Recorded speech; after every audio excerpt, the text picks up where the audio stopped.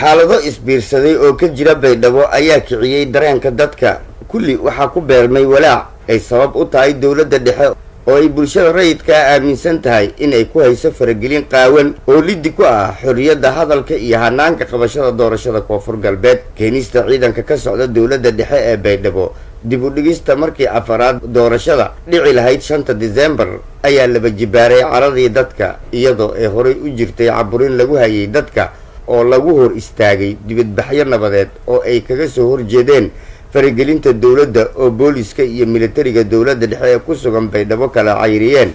iyo xaflado ay ku taageerayaan musharaxa ay rabaan oo sidoo kale laga diiday in ay qabsadaan. ururada haweenka oo ka caraysan gacan bidxaynta dawladda dhexe iyo awoodda ay ku maquuninayso bulshada iyo xorriyadeeda ciidamada laga soo qaaday iyo Muqdisho iyo dib u dhigista doorashada ayaa ku kulmay Baydhabo. Muraayo Ibrahim Madeer iyo Xaawo Sokor Cali oo kala hogaaminaya haweenka gobolka iyo degmada ayaa fariintan u diray dawladda dhexe. isbedel ma faad sugaanayo ma ay dadkan linga danay sugaanay ma sugaana qaab handadaadnay ma raayis wadankan ku dhiyo faa'iidadii lanka ari ma raayis geed ma ka degdegaaw ma eedeedan kuna waana ma raalan ku hayne haddii aan shacabka reer Koonfur Galbeed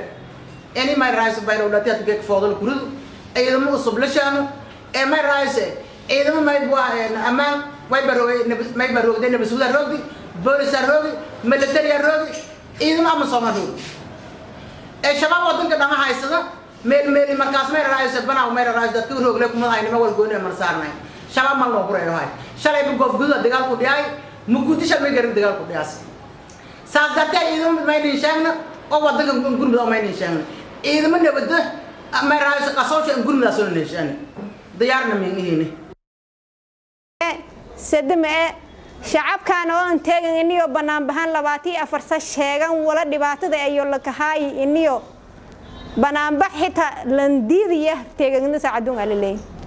lan kasam hadal korto afka issaar in neerod ya teegan walaagas ma weelana dadshan ma ihini beesha caalamku wali fadaanay Soomaali kulli jeeyay xukuumaha juhdiya galiidi waqti galiidi xoolo ku maqan إني فرجلين دق أيه هجلها صوبته فدان.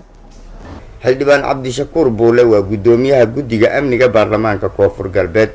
وحقنا أيان دركوا المامي إن ترى رجال أهيدي بود على دورشة كوفر قلبت وحنا وشيء إن حلبان هذا كوفر قلبت أي جبين مسؤولية دي أهين جرن نوايين أود أوليهين إن حاليان لبعضهم سوجي تميزتن هي تضبيط طبعا كي نوفمبر oo ahayd waqtigii rasmiga ahayd ee baarlamaanka Koonfur Galbeed oo ilaamiyay inay dhacdo doorashada Koonfur Galbeed. waxa kale oo xadgudub uu ku sheegay xildhibaan in ciidamo ka socda dawladda dhexe la keena Baydhabo iyadoo aan lagala tashan baarlamaanka Koonfur Galbeed gaar ahaan guddiga amniga. sidoo kale waxa uu xildhibaanka ku eedeeyay cawaaqib xumada ka dhalata ciidamadan la keenay in ay mas'uuliyadeeda qaadi doonaan dawladda dhexe iyo wasiirka amniga maamul goboleedka Koonfur Galbeed isagoona wasiirka ka dalbaday in uu hor yimaado baarlamaanka. Banin baahnayn ciidan Muqdisho baleysii beelaadka intii la roora la sheena uni la kooyni la gol wasiir ay la kala wareegnoy maana ay la jeeynoy baarlamaanka hoo walba isku ogdo baarlamaanka sheen wasiir anakii la sheer gareey jari wala ciidamada hajee ogayti hadal dastuuri oo inay oo maamul goboleedka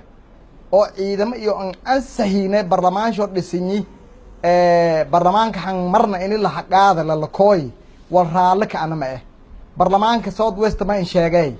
in xurriyada tiidin oo isin lahaytan la siin ku qaadi